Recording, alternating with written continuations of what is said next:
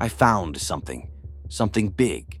They came into my room, 3 men in black suits, cold eyes, no names. They told me to stop everything. They said I was getting too close.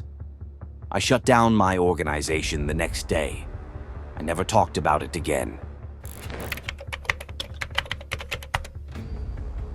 I got a call. The man claimed to be from a UFO group. He wanted to talk. Minutes later, he was at my door. I don't even know how he got here so fast. He had no hair, no eyelashes. His lips looked painted on. He asked me to destroy all my research. He said, "You have no right to interfere." Then he rubbed his mouth and his lips came off, like rubber.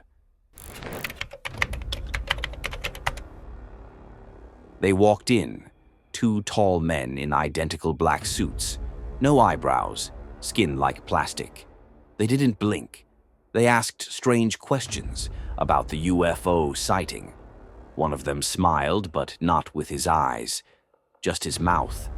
They scared people without even raising their voices. It was like they weren't human. There's a couple of really strange-looking men that were here, and they kind of freaked everybody out, and they were asking questions about you.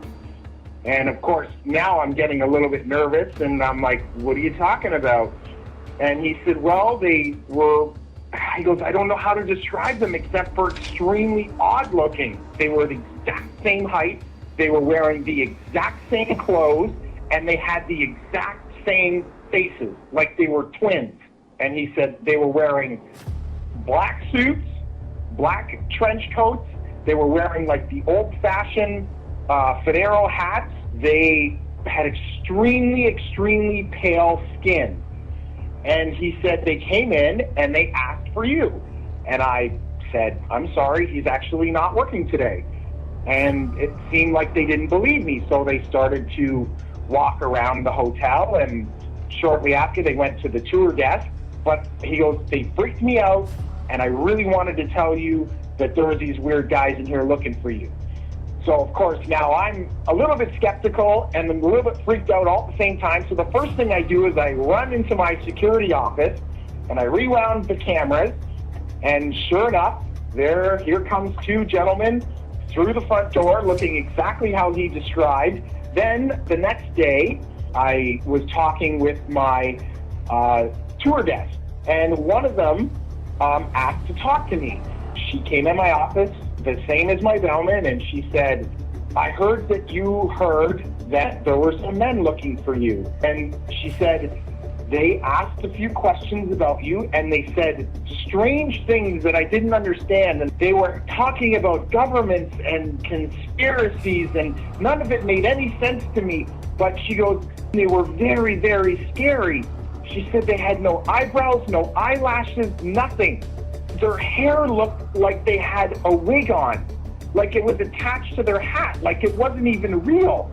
And she said, and the scariest thing, their eyes were so big and so blue that they almost hypnotized me a little bit. And she goes, and you're going to think I'm crazy when I tell you this, but I swear they knew what I was thinking. And she started to cry, and she said one more thing before she left. She said, these men, they didn't blink. Not once did I see them blink. They always show up after someone sees a UFO. They know things they shouldn't. Personal details, secrets. People say they're government agents, but they don't act like it. Some think they're aliens pretending to be human and doing a bad job. These could be hallucinations, sleep paralysis, trauma reactions. But when unrelated people report nearly identical encounters, you have to ask, why? We don't know who they are. But one thing's certain, after they visit, people stop talking.